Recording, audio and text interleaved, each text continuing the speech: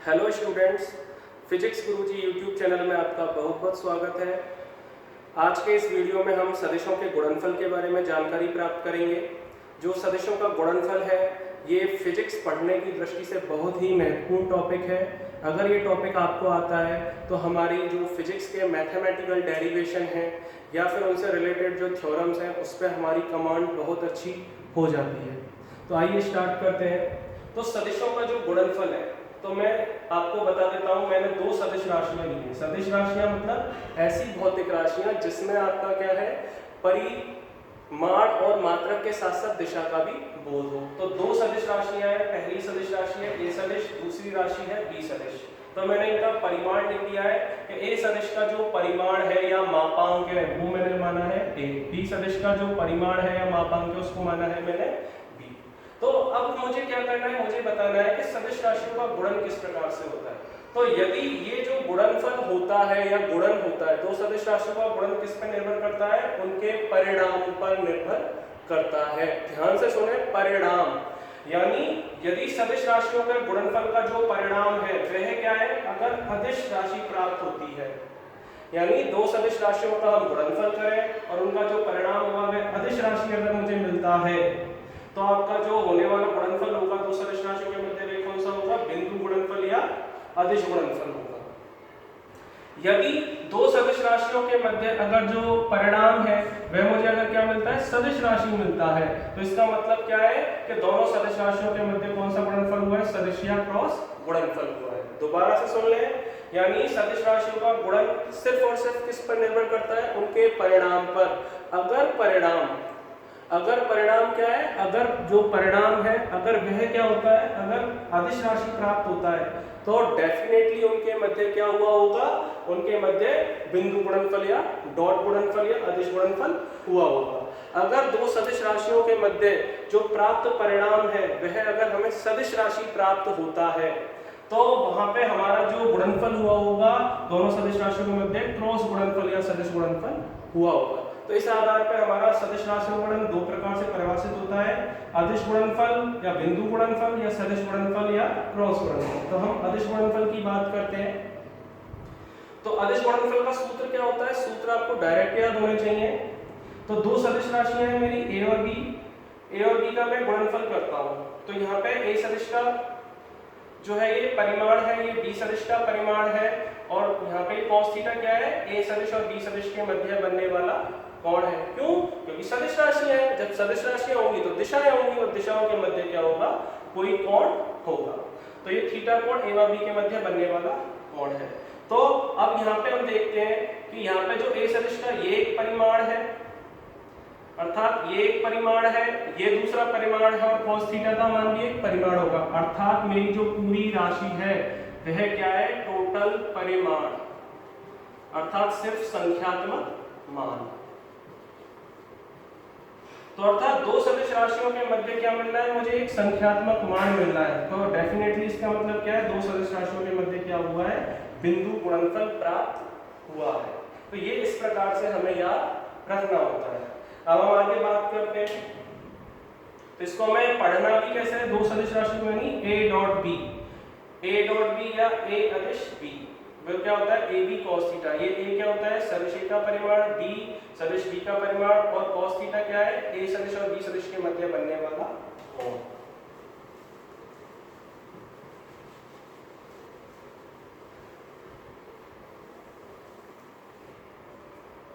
अब हम बात करते हैं, जैसे इस बारे में समझते हैं, ये बात हमें समझ में आ गई कि यदि मेरा ये है एक ए सदिश और ये है मेरा बी सदिश, यानी दो सदिश हैं, दो सदिश राशियां हैं, ये सदिश राशियों के मध्य मैंने एक थीटा कोण का निर्माण किया, यानी एक सदिश, दोनों सदिशों के मध्य हमारे पास थीटा कोण बना हुआ है। अब यहाँ पे जो समझने वाली बात है कि मैं कहता हूं कि जो ए सदिश का परिमाण है वो मैं लेता हूं ए, बी सदिश का जो परिमाण है वो लेता हूं मैं बी। अब मैं एक बात करता हूं, क्योंकि ये चीज हम जानते हैं कि दो सदिश राशियों के मध्य क्या होगा, अगर मेरा जो प्राप्त होने वाला परिणाम है वह है आपका ए बी cos थीटा, तो डेफिनेटली यहाँ पे क्या हुआ होगा, बिंदु गुणनफल। अब यहाँ से हम समझते हैं, हम बात करते हैं प्रक्षेप की। ये क्वेश्चन आपके कंपटीशन एग्जाम में बहुत पूछा जाता है, चाहे वो जेईई हो चाहे नीट हो। मैं बोर्ड के मतलब से बात नहीं कर रहा हूँ, लेकिन फिर भी ये चीज आपको आनी चाहिए। तो यहाँ पे हम बात करते हैं प्रक्षेप्य की। जैसे मैं कहता हूँ, अगर मैं बी, जो आपका बी सदिश है, इस बी सदिश का परिमाण हो गया बी, तो अगर मैं क्या करता हूँ, बी सदिश का प्रक्षेप्य क्या डालता हूँ, ए सदिश पर डालता हूँ, तो ये क्या होगा, ये होगा आपका बी कॉस थीटा। अर्थात हम ये कहते हैं बी सदिश का प्रक्षेप्य, बी सदिश का प्रक्षेप्य ए सदिश पर, तो वह क्या है हमारा बी कॉस थीटा। अतः तो ये इस तरह से पूछा जाता है कि आपको बी सदिश के प्रक्षेप्य का मान ज्ञात कीजिए। तो यहां से क्या हो जाएगा, चूंकि हम क्या जानते हैं ए डॉट बी आपका क्या होता है ए बी कॉस थीटा, तो बी कॉस थीटा आपका क्या हो जाएगा, बी सदिश का प्रक्षेप्य ए सदिश पर या ए सदिश की दिशा में, तो ये हो जाएगा आपका ए डॉट बी बटे ए सदिश का परिमाण या फिर ए डॉट बी बटे ए। तो ये चीज आपको याद रखनी है, ठीक है। ये इस प्रकार से आपको याद रखना है कि बी सदिश का प्रक्षेप्य ए सदिश पर। इसी प्रकार से हम क्या लिख सकते हैं, इसी प्रकार से हम क्या लिख सकते हैं, ए सदिश का प्रक्षेप्य, ए सदिश का प्रक्षेप्य बी सदिश की दिशा में यहाँ पर, तो ए सदिश का प्रक्षेप्य बी सदिश की दिशा में यहाँ पर। तो इसके लिए मैं यहाँ चित्र यहाँ बना रहा हूँ, यानी ये मेरा एक दिया गया सदिश ए है, ये मेरा एक सदिश बी सदिश है, ठीक है। तो ए सदिश का मैं अगर प्रक्षेप डालूंगा, इन दोनों के मध्य थीटा कोण है, तो अगर मैं प्रक्षेप डालता हूं तो मैं इधर की ओर प्रक्षेप पे डालता हूं, तो ये आप क्या होगा, तो थीटा है, तो ये मेरा हो जाएगा ए कॉस थीटा। आप ध्यान रखना सदिश अलग है, ये परिमाण है, ये लंबाई होती है परिमाण ए कॉस थीटा। तो यहाँ पे इसी प्रकार ए सदिश का प्रक्षेप है बी सदिश की दिशा पे, तो हम ये क्या लिखेंगे ए डॉट बी बराबर क्या होता है ए बी कॉस थीटा। अर्थात हम यहाँ से क्या कर सकते हैं ए कॉस थीटा, तो ए सदिश का प्रक्षेप्य क्या होगा बी सदिश की दिशा में या बी सदिश पर ए कॉस थीटा, तो ये हो जाएगा आपका ए डॉट बी बटे बी, ठीक है। तो इस प्रकार से ये आपका याद होता है। तो डायरेक्ट इसमें क्वेश्चन आपको क्या मिलेगा कि ए सदिश का प्रक्षेप्य बी सदिश की दिशा में क्या होगा, तो ए सदिश का प्रक्षेप्य क्या होगा ए कॉस थीटा, तो हमें ये वाला मान याद करना था, बी सदिश का प्रक्षेप्य तो बी कॉस थीटा का मान याद करना था। ये सूत्र आपको याद होना चाहिए, ठीक है। और सूत्र अगर याद नहीं है तो हमें ये जो मेन सूत्र है ये याद होना चाहिए, और यहाँ से आपको ध्यान करना है b cos theta, b cos theta मतलब क्या होगा बी सदिश का प्रक्षेप्य, ए कॉस थीटा क्या होगा आपका ए सदिश का प्रक्षेप्य, ठीक है। इसके बाद हम आगे बात करते हैं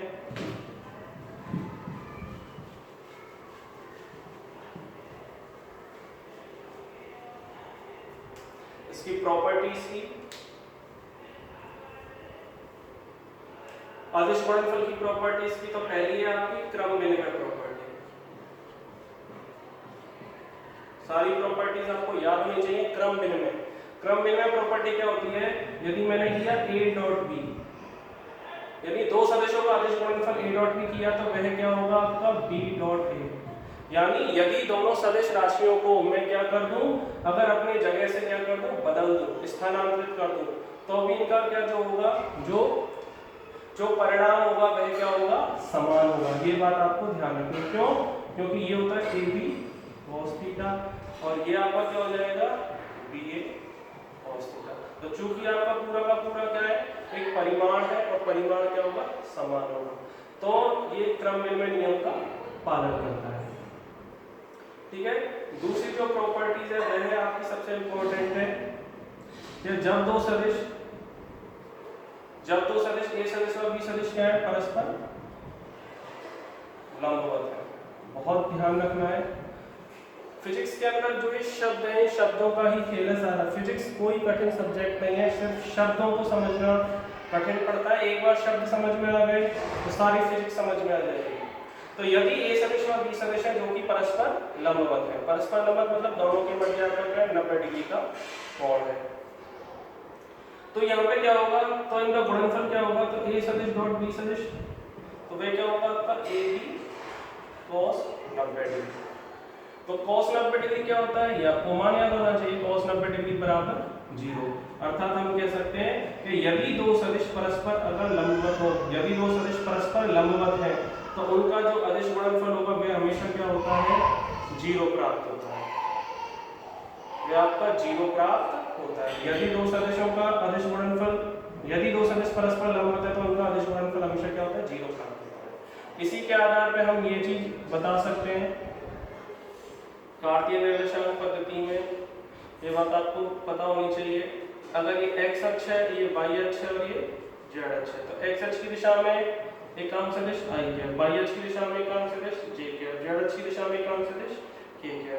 अब हम जानते हैं x अक्ष और y अक्ष के मध्य कितने डिग्री का कोण होता है, 90 डिग्री का। आपका y अक्ष और z अक्ष के मध्य कितने डिग्री का कोण होता है, 90 डिग्री का। z अक्ष और x अक्ष के मध्य कितने डिग्री का कोण होता है आपका, ये होता है 90 डिग्री का। ठीक है, तो x y तल, y z तल और x z तल, तो x y, तो अर्थात हम यहाँ से क्या सकते हैं, तो ये आपको याद होना चाहिए सीधा i कैप डॉट, अगर मैं क्या करूँ j cap, i cap dot j cap, यानी x अक्ष की दिशा और y अक्ष की दिशा दोनों के मध्य 90 डिग्री का कोण है, तो इनका जो परिणाम होगा वो सीधा 0 होगा, j डॉट i कैप वो भी 0 होगा, और यदि मैं क्या करूँ k डॉट i कैप करूँ वो भी 0 होगा। ऐसा कर लेते हैं, i डॉट j बराबर 0, तो j डॉट i बराबर भी 0 होगा, यहाँ पे हम j डॉट के इस्तेमाल करते हैं, तो ये k cap dot j cap भी 0 होगा, तो ये k डॉट i, तो ये i डॉट k, क्यों, क्योंकि क्रमवेल में नियम का पालन करते हैं, तो ये आपको याद होना चाहिए। तीसरी प्रॉपर्टीज पे पढ़ते हैं फटाफट।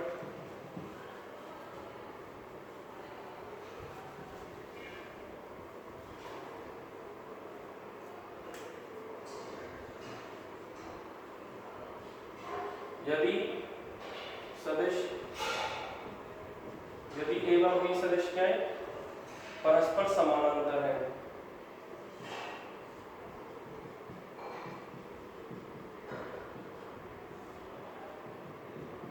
तो परस्पर समानांतर अर्थात इनके मध्य क्या है, 0 डिग्री का कोण हो, तो क्या होगा, तो a डॉट b, अर्थात दोनों सदिशों के मध्य मुझे क्या करना है, ये दो सदिश है, इनके मध्य आपका क्या है, तो ए बी cos 0 डिग्री, यानी दोनों सदिश है, दो सदिश है मेरे पास, दोनों सदिश की दिशा क्या है, एक ही दिशा में, यानी समानांतर है, अर्थात दोनों के मध्य 0 डिग्री का कोण है, तो हम यहाँ से जानते हैं cos 0 डिग्री क्या होता है, वो 1 होता है, तो ये बात आपको ध्यान रखनी है। तो दो सदिशों का अगर मैं क्या करूँ, दो सदिश अगर समानांतर है तो उनका जो परिणाम होगा वह क्या होगा, उन दोनों सदिशों के परिमाणों के गुणनफल के बराबर होगा, और ये स्थिति क्या होती है, अधिकतम। तो अदिश गुणनफल का जो अधिकतम मान कब संभव है, ये आपको ध्यान रखना है। अदिश गुणनफल का अधिकतम मान संभव है जब दोनों सदिश समांतर हो। न्यूनतम मान कब संभव होता है, हम बाद में बात करेंगे। तो a डॉट बी बराबर ए बी, ये बात आपको याद रखनी है, ठीक है। इसी प्रकार हम बात करते हैं तुल्य सदिश की। तुल्य सदिश क्या होगा, यदि मैंने कहा दो सदिश लिए मैंने a सदिश और a सदिश, तो a सदिश और a सदिश क्या होगा, a सदिश का परिमाण इनटू a सदिश का परिमाण इनटू इन दोनों, अब चूंकि दोनों सदिश क्या है आपके एक ही दिशा में होंगे तो इनके मध्य क्या होगा, 0 डिग्री, तो cos 0 वही cos 0 डिग्री होता है 1, अर्थात दो तुल्य सदिशों का जो परिणाम होता है वह क्या होता है, उनके दो तुल्य सदिशों का जो परिणाम होता है वह क्या होता है, उसके परिणामों के वर्ग के बराबर।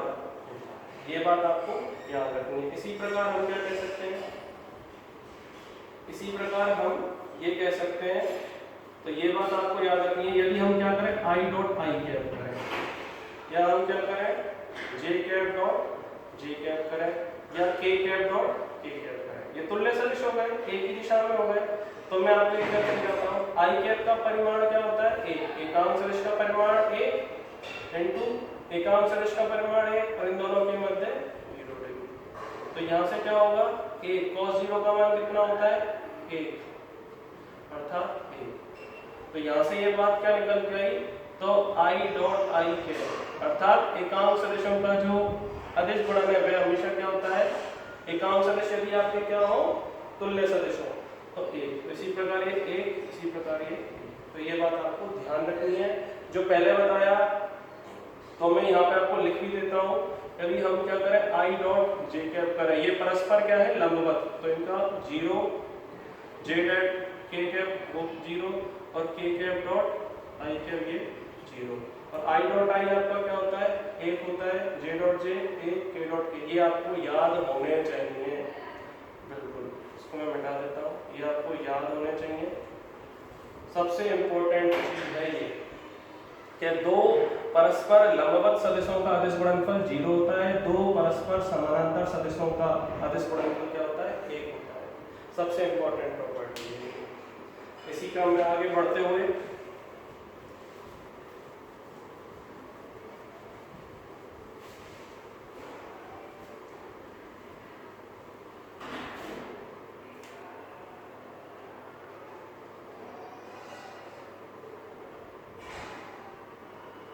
अब हम इनके गुणनफल की बात करते हैं। सूत्र किस तरह से?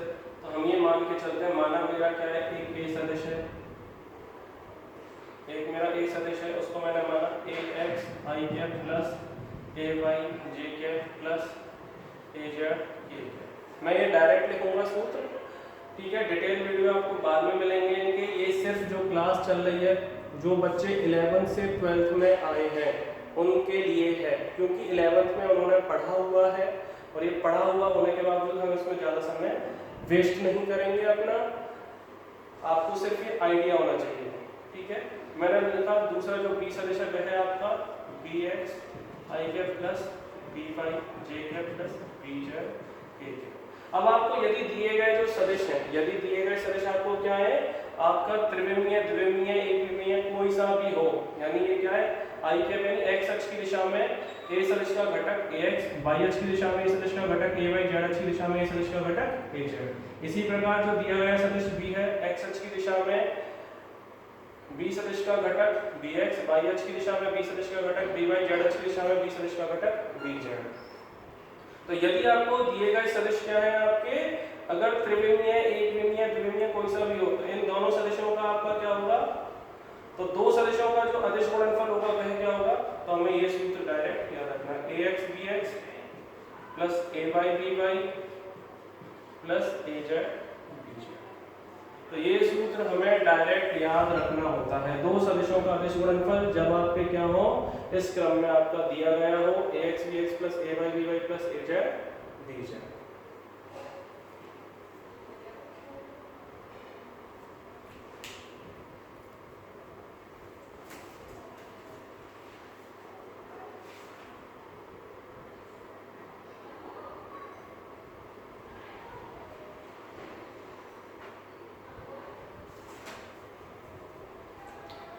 ठीक है, ये सूत्र आपको डायरेक्ट याद रखना होता है। तो इस प्रकार जैसे हम इसको कैसे लिख सकते हैं? जैसे एग्जांपल के तौर पर अगर मैं बात करूं, जैसे मैंने लिखा कोई ए सदिश बराबर मैंने लिखा हुआ है 3i cap minus 4j cap plus 5k cap, ठीक है। एक मैंने लिखा हुआ है बी सदिश आपका माइनस के 2 i कैप माइनस के 4 k कैप प्लस के 3 j कैप। हमेशा ध्यान रखना है क्या कि यहाँ पे कैसे लिखना है? यहाँ पे हम इस तरह से लिखेंगे ax बराबर ay बराबर और az बराबर। इसी प्रकार यहाँ पे लिखेंगे bx बराबर by बराबर और bz बराबर। तो यहाँ पे ax क्या होता है? x अक्ष की दिशा में सदिश a का घटक। तो x अक्ष की दिशा किससे पता पड़ेगी? i कैप से। इसका घटक है 3। y अक्ष की दिशा j कैप से पता पड़े। y अक्ष की दिशा में a सदिश का घटक क्या है? -4। ये जो आते हैं आपके घटक, ये विद आपके सिंबल यानी चिन्ह के साथ आते हैं। az आपका क्या हो जाएगा? z अक्ष की दिशा में घटक है आपका 5। इस प्रकार b सदिश के लिए हम क्या बात करेंगे? x अक्ष की दिशा में घटक है इसका -2 बाई अक्ष की दिशा। इस मैंने थोड़ा सा इंटरचेंज किया है समझने के लिए, बच्चे गलती करते हैं, तो ये जे है, तो ये हो जाएगा आपका +3, जेड अक्ष की दिशा में क्या हो जाएगा -4। अब मुझे क्या करना है, अगर आपके दो सदिश राशि इस प्रकार दी गई हो तो उनका अदिश गुणनफल क्या होगा, तो वही सूत्र बनाएंगे ax bx plus a by b by plus az dz। तो यहाँ पे आपका क्या होगा, ax का मान 3 और ये a by bx का मान आ गया -2 प्लस a by का मान होगा -4 और b by का मान होगा +3 प्लस 5 और ये होगा आपका -4। ठीक है, तो a सदिश डॉट b सदिश और दो सदिशों के मध्य अदिश गुणनफल, तो ये आपका क्या है -6 माइनस के 12 और माइनस के 20, अर्थात हमें क्या मिला, a सदिश डॉट b सदिश बराबर क्या होगा 12 और 6 18, 18 और 20 कितना होगा आपका 38 हुआ, तो माइनस के 38। तो यहाँ से आपको देखते हुए बोला होगा, यानी दो सदिश राशियों का अदिश गुणनफल क्या है, सिर्फ जो परिणाम आया है वह क्या है, एक अदिश राशि है, सिर्फ एक संख्यात्मक मान है। तो ये बात आपको ध्यान रखनी है कि जब भी अदिश गुणनफल की बात होगी तो सिर्फ और सिर्फ आपको क्या मिलेगा, एक संख्यात्मक मान मिलेगा। इसके धनात्मक ऋणात्मक से हमें कुछ नहीं लेना देना, ठीक है ना। तो ये बात आपको ध्यान रखनी है। क्यों? क्योंकि हम सिर्फ परिमाण की बात नहीं कर रहे हैं, सिर्फ परिणाम। तो a सदिश और b सदिश का जो अदिश गुणनफल है उसका परिणाम क्या है, -38। इस प्रकार सवाल ये हल होते हैं। आगे इसके अगर उदाहरण की बात की जाए, अगर इसके उदाहरण की बात की जाए जैसे, और ये किस प्रकार से याद होता है, जैसे मैं बात करता हूं कार्य बराबर हम क्या जानते हैं, बल गुणा विस्थापन। उदाहरण के तौर पे मैं बात कर रहा हूं, दूसरा अगर मैं लेता हूं, हम एक जानते हैं कि जो चुंबकीय फ्लक्स का आपका क्या होता है, चुंबकीय क्षेत्र इनटू सदिश क्षेत्रफल। तो ये सदिश क्षेत्रफल या अल्प क्षेत्रफल या क्षेत्रफल की दिशा। तीसरा मैं एक लेता हूं कि आपका जो शक्ति होती है वह क्या होती है, बल गुणा वेग के बराबर। ये मैंने 3 सूत्र लिखे हैं हिंदी में कि आपका कार्य क्या होता है, बल गुणा विस्थापन। चूंकि बोलने में यही आता है, जो सबसे ज्यादा प्रॉब्लम बच्चों के साथ होती है वो यही होती है कि बोलने में ये होता है कि कार्य क्या होता है, बल गुणा विस्थापन। चुंबकीय फ्लक्स क्या होता है, चुंबकीय क्षेत्र इनटू सदिश क्षेत्रफल, या शक्ति क्या होता है, बल गुणा वेग। लेकिन अब हम यहाँ से देखते हैं, चूंकि बल क्या है, बल हमारी क्या है, एक सदिश राशि, विस्थापन क्या है, एक सदिश राशि। तो विस्थापन को मैं अगर d से लिखता हूं तो ये एक सदिश राशि। अब चूंकि कार्य आपका क्या है, कार्य है एक अदिश राशि। अब आप मुझे बताइए कि बल गुणा विस्थापन तो मैंने बोला, लेकिन बल गुणा जब विस्थापन करेंगे तो यहाँ पे कार्य एक अदिश राशि मिल रहा है। तो यदि दो सदिश राशियों का गुणनफल इस प्रकार से हो कि प्राप्त जो परिणाम है वह अदिश राशि है, तो अर्थात इन दोनों के मध्य क्या होगा, अदिश गुणनफल। तो इस प्रकार से हम इसको याद रख सकते हैं। चुंबकीय क्षेत्र का प्रतीक होता है b सदिश, सदिश क्षेत्रफल को मैंने लिखा a सदिश, चुंबकीय फ्लक्स को हम लिखते हैं फाई से। तो चूंकि चुंबकीय फ्लक्स क्या है, एक अदिश राशि, चुंबकीय क्षेत्र सदिश, सदिश क्षेत्रफल सदिश, तो दो सदिश राशियों का गुणनफल कैसा हो कि वह एक अदिश राशि मिले, तो इसलिए यहाँ पे क्या होगा आपका बिंदु। तो सबसे ज्यादा जो बच्चों को दिक्कत होती है वो यही दिक्कत होती है कि याद कैसे रखें, बोला तो इस प्रकार जा रहा है लेकिन है ये, तो आपको इस तरह से ये याद रखना है। शक्ति क्या होती है, P, और शक्ति अदिश राशि है, बल क्या है भाई, F सदिश, तो बल गुणा वेग, तो वेग आपका क्या है, आपका v सदिश। ठीक है, बल सदिश है, वेग सदिश है, तो क्या होगा, तो इनके मध्य भाई अदिश गुणनफल। दो सदिश राशियों का अदिश गुणनफल क्या होगा कि उनका जो परिणाम है वह क्या है, अदिश राशि। तो इस प्रकार से आप इन चीजों को हमेशा के लिए याद रख सकते हैं। अभी हम सदिश क्षेत्र, अभी हम बात करेंगे अब सदिशों के गुणनफल के बारे में।